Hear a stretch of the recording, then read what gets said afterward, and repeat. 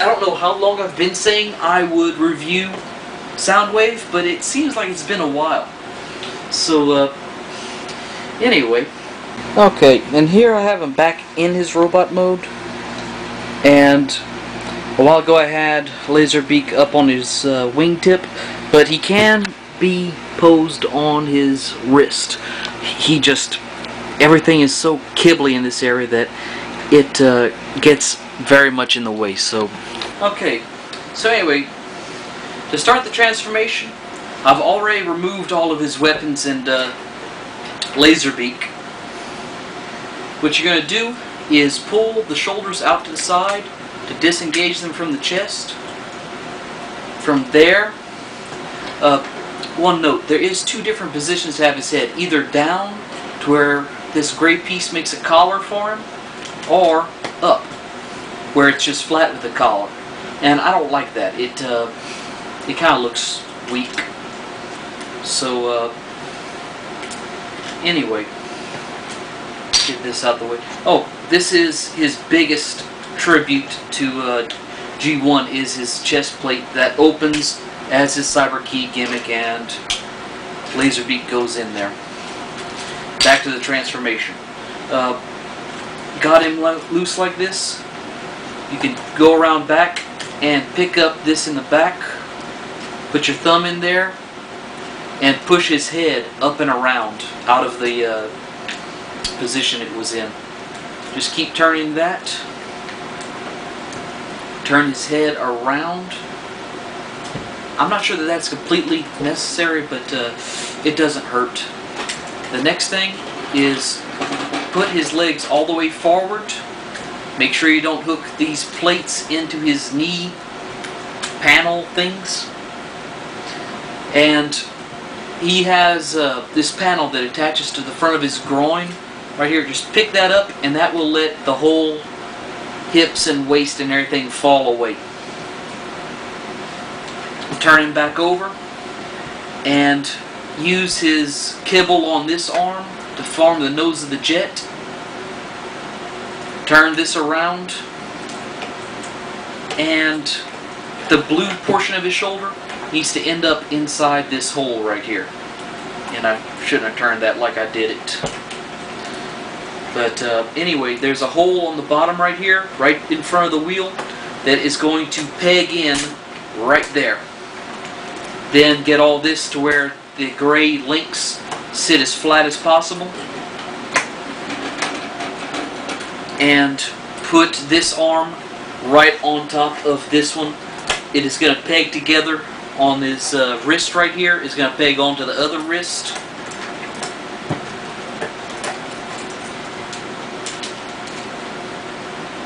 But really, the nose of the jet, the canopy, does not hold as well as I feel it should. But it does get the job done. Right here, you're going to keep bringing these around like you were earlier. Spread the legs a little bit to where he can straddle his shoulder, which is a very good contortionist trick. Fold the feet flat and turn the legs. You kind of got to have them spread, and then the knees brought back in to where it comes flush with the nose of the jet. And I'm sorry, I'm getting my hands very much in the way here, but everything happens on this end. His legs have another joint below the knee that lets it bend outwards, and you have to have it like that or else it won't match up on the side of the jet.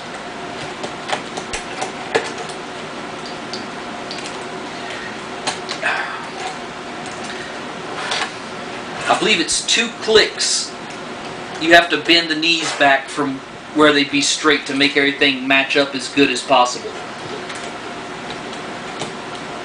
Yeah, that's looking good. Nope, it's just 1 click out from straight. So 1 click back is all you need to bring the knees to get them to line up right here. Once you get that, put the nose back in, pegged on top of the canopy, or is that the other way around? And also on the back of the canopy right here, there are some pegs that need to go onto the legs, and these are the worst part of this guy's transformation, is trying to get the legs and the canopy to go into their positions that they need to be in. Because the legs peg on both sides, they also peg to the wings, and that part is a pain. Fold these up, and that's it. That is his jet mode. Oh yeah, fold this panel that held the hips together, fold that back up against the bottom of the jet. The weapons also transform. What you're going to do is turn this 180 degrees, lay this down flat, and everything's just going to fold up into a little cube, or hexagon shaped cube, or whatever. This one right here, same thing, just keep folding it up. Oh, folded something wrong apparently. No. Okay, it's just being difficult. So anyway, fold that one up. And Laserbeak here is really neat. He has 5 points of articulation in each wing. His head, his tail, his feet are even posable from his legs. So very neat. And he is not a Minicon because he does not have a Minicon port. Yeah. But relatively simple transformation. Just keep folding him up until he can't get any smaller, and that's his transformation. But you can tell who he's supposed to be, and he just looks very nice. To put him up, I don't have a Cybertron, the Planet X key handy, but anyone will work, just like anything. Open that up, and you can put any of his weapons in here, but I like putting Laserbeak in there, just my own preference. Now putting these in can be a kind of a pain, especially this one, because they only hold in one certain way, and finding just that one surface that they... Okay, that one I did good. It only took me 2 tries to find. This one right here is a little bit easier, because this section right here, where the 2 sides are solid purple, they have one that's only half purple. That side is the part that goes to the outside. So just put that in there, and he's in place. And that is his complete jet stealth fighter mode. I like this mode a lot. Let's go ahead and bring the camera in. Okay, this right here is the close-up portion of his alt mode. Very nice, a lot of gold detailing on him. I've heard the Japanese version was extremely nice, but I don't have him. And you can see all the molding that is on this guy is very nice. This is the only really not good looking section of his alt mode, is right there where his waist is. But very nice. Like I said before, this right here really doesn't peg in like it should. See, it's in, but if you mess with it too much, it will come back out. Turn him over, and there's his chest, there's his head, and the 2 weapons. So also there is some molded in detail under here, but there are no paint apps on the underside of the plane except for his chest. So anyway, the way I like to have him is up on his wingtip. You can kind of put his wings down to make it look like he's just, you know, sitting, I guess. I don't know what the technical term for a bird sitting is. Roosting. He does have the shoulder weapon like the G1 had.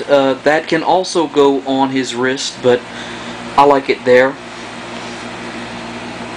One bad thing is that joint I mentioned in the middle of his knee, his leg, makes it very hard to pose him with his legs spread and not have it just bend in the middle and really mess up the pose.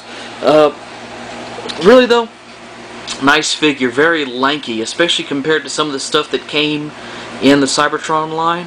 It's nice to see a very slim figure that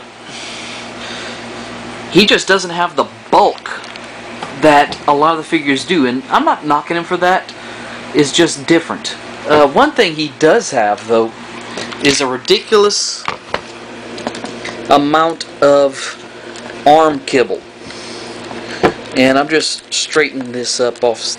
I need to figure out a better way of doing this.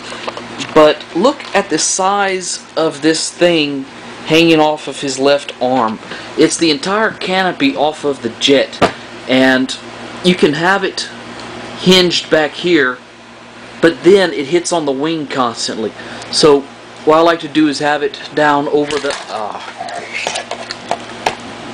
have it down over his wrist like this.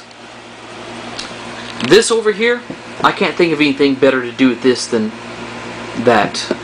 So anyway, just do a slow turn on him.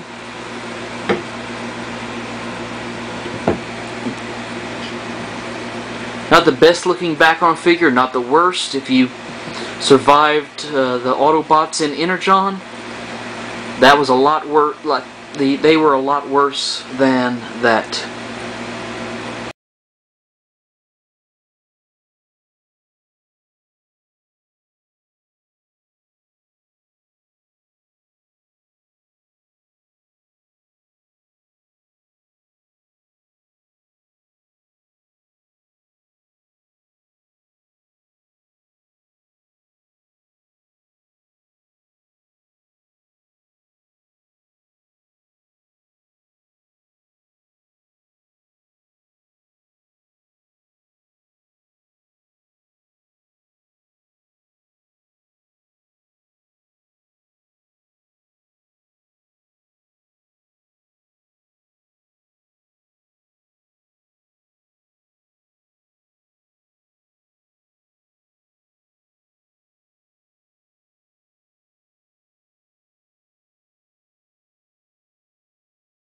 Well, y'all probably have noticed my mostly absence. I did make one video yesterday about Ion Prime's problem.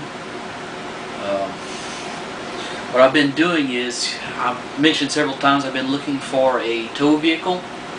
Well, I found it, and here it is. There you go. It's a 1987 Chevrolet 1-ton. It's a C30. It's got a 454 big block in it, fuel injected, with an SM465 4-speed manual gearbox behind it.